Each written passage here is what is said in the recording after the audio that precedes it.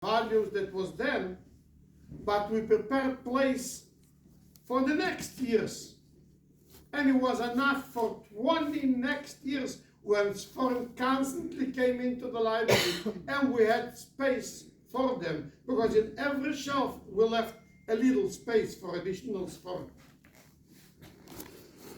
That was in 1990, Tovshin Nun.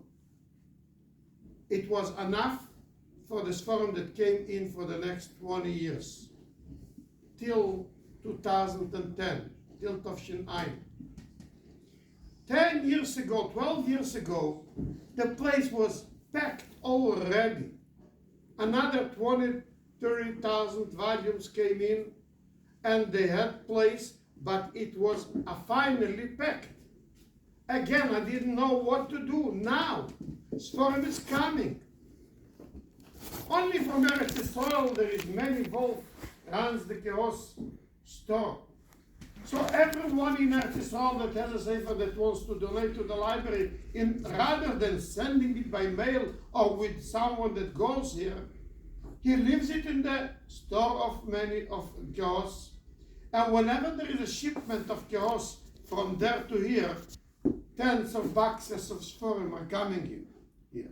Several years ago, I told him, stop sending Sforim here. I have no space for them. Hundreds of boxes are stored in the staircases, in the corners, and there is no space for it. So he stored it by himself, a little bit as much possible. I didn't know what to do next, and I spoke to Rabbi Krinsky several times, and I told him this, how it is now. And one day, he comes to me with a Nogid Rabbi Miralashvili. He explained him there is no space in the library, and Yitzchak wanted to see it by himself. I took him around in the storage rooms, and I showed him how everything is packed, and I showed him the corners where there's boxes and boxes. He then decided to purchase this building for the library. We still have a mortgage. What? We still have a mortgage. Yes. Still have a mortgage of part of it.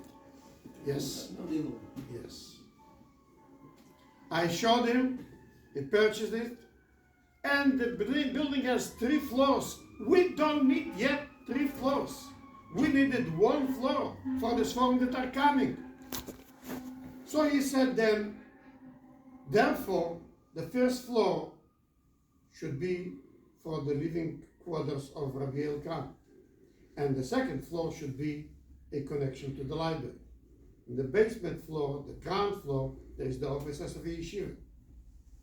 So we got it. But such an apartment is not fillable for the library. Even for the weight, it's not made for it.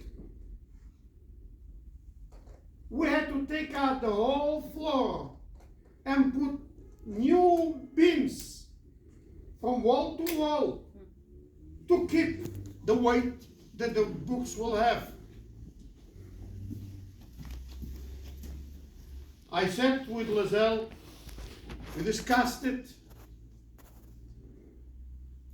After we had the plans, how to build it. But the question was, who is going to build it? I spoke to Rabbi Krinsky again, and in one day he comes over to the library with Yossi Popak and his wife. They wanted to see what's doing there. I showed them again all the Sforim shafes, shelves, overpacked. I showed them all the boxes that are standing in the staircases and in the corners. And he decided that he is going to build this floor for the library. He was with his wife. His wife said, that's going to be enough only for a few years. Maybe we should add a floor. I said, yes. But if we will need a floor, another floor in a few years when this is going to be filled up, we have 2 floors in the bottom. So we don't yet need another floor.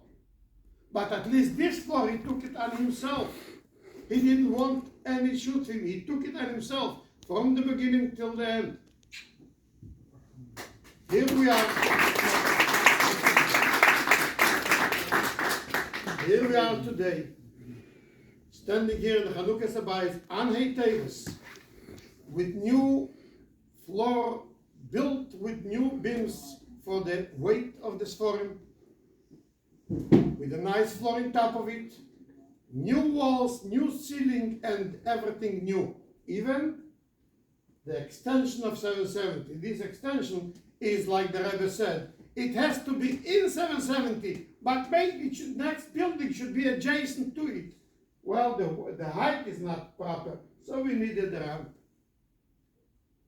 We are there now, thankful to Yitzhak Mirashvili for buying it, and to Yossi Popek for building it.